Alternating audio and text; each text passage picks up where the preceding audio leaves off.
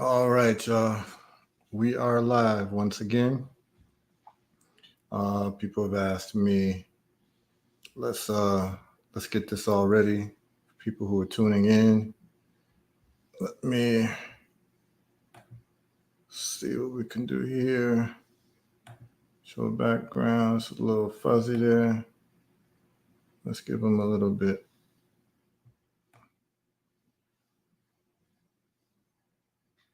Yeah, right there. It's good. Okay, that's good. All right. So, uh, blessed love, everybody. We'll talk about something really important today. Um, Give me a second. Just do a little housekeeping. We are going to talk about a very important topic today. Um, we're talking about World War III, and we're talking about uh, Israel, Gaza, and also all the other countries that may get involved, and to give a different type of analysis about this. And we'll have some story times, and we'll have you let people get in. We have a special guest today, my good brother Jalani Horton, who has been to Israel. He has a band called Bambu Station, and they have come up with some great music throughout the years. And there's a particular song that they have called Humanity Bawlin, and that is a song about the situations that's happened around different places in the world, around civilian suffering. And we're going to listen to that song, but we're going to also have a conversation because he's been there. He's known folks that were part of the Black Hebrew Israelite community in the United States who went to Israel. And we're going to talk about that. And we're probably going to talk about stuff that a lot of people have never heard about. And I'm going to give you a perspective. There's going to be a whole different type of conversation about Israel. We're going to be having a psychological approach. Uh, Big up Bole Kaja. We're going to have a different type of approach in talking about this. This is not going to be your regular conversation about Israel or what's happening in Israel and, um, you know, atrocities and what have you, which are definitely happening and have been happening for a long time. But I want to give the viewers and the listeners a perspective. And this perspective is going to be very important because in understanding what's been happening in a place like Israel, you need to understand the psychology of the parties involved. Understanding the psychology of the parties involved allows you and I to be able to predict what's going to happen and to know the meaning of what's happening and not to necessarily listen to the words of politicians, but rather understand what the thrust is and what is really wanted out of the minds of the people who are able to make things happen in either party. So, what I want to do is, I'd like to give a 15-minute grace period for people to get on before we get started. The folks, and this is also being recorded. If you've got, friends and family who are interested in these topics, and if you've gotten value from the topics that we talked about last week was the first week that I did live streams continuously every day, Monday through Friday through Thursday, and I'll be doing that just based on the questions that I get, the requests that I get for information. And I think from the emails that I've gotten and the people who tuned in that they've gotten a lot of value from these conversations as they're hearing things that they've never heard before. They're hearing perspectives that they never heard before. They're hearing history that they never heard before.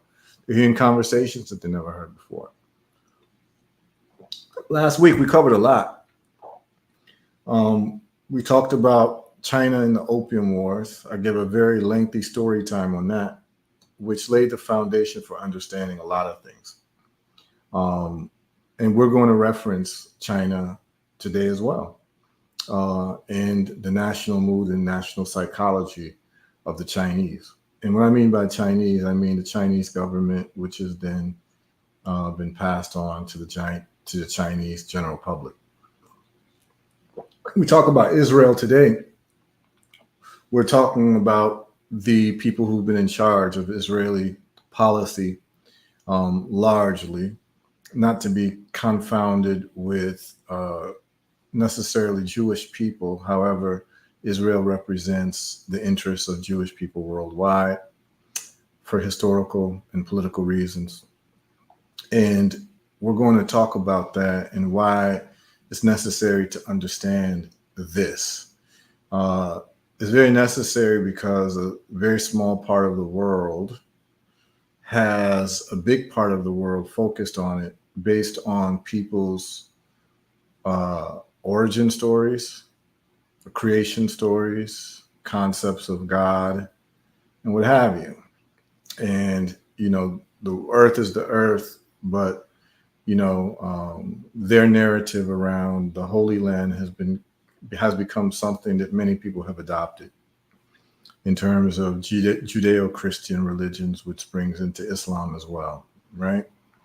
So this is a very important topic because it affects all of us in one way or another. If you have family members that are part of a certain religion that's Judeo-Christian, Israel becomes a very important place. In terms of geopolitics and American foreign policy, Israel becomes a very important place. It's a small piece of land. I believe it's as big as the United States state of New Hampshire. It's a small piece of land that has a lot of implications all over the world. This is not going to be a religious treatise or conversation or debate about religion. I don't ask people about their religion because I don't want to know, typically, and I don't want to know because I don't really care, because I understand the human impulse to gravitate towards stories. So what I've learned is that people are not necessarily as worshipful or religious as you may think, but the human being gravitates towards stories.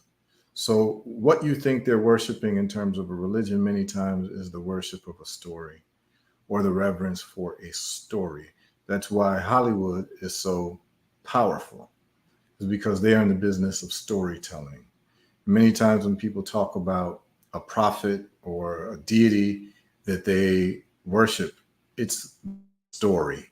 It's not necessarily the deity itself, and no deity will exist that people gravitate towards that does not have a story, right?